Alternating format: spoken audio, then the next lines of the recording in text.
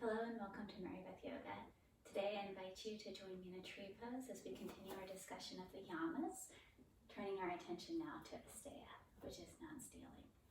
The definition of stealing is obvious, taking things that don't belong to us. We may initially think of physical possessions or material possessions, but there are other more subtle forms of stealing as well.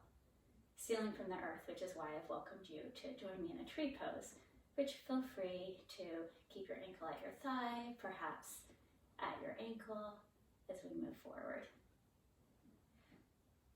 Our society is driven by consumerism.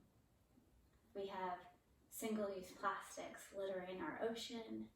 We have food waste. We have fast fashion. Everything is about getting more. What can I take? Everything's rooted in what is mine, what can be mine, and how does this affect our future? How does this affect our earth? Another form of stealing may be stealing from others. How many times have we, perhaps completely unintentionally, stolen the joy of another as we one-up them in a story? When they tell of a vacation that they're excited about, or perhaps a pose that they were finally able to achieve, and in our excitement, we say, oh, I can remember when I did that, or, oh, I'm going to be going on this trip. By turning the attention to ourselves, we're stealing their moment. Again, so many times unintentionally.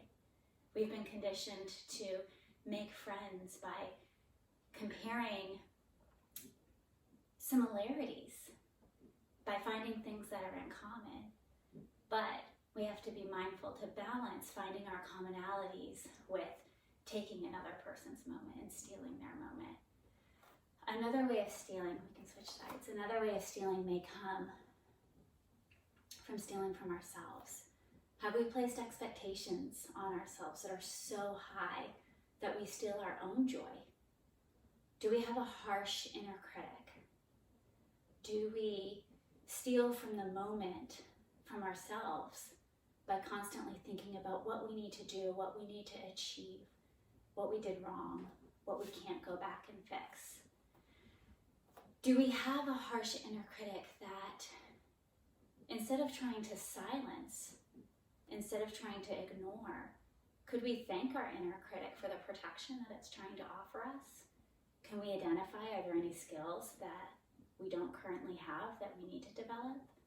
Can we turn our attention towards developing the skills so that we can move forward with more confidence and more authenticity in the future?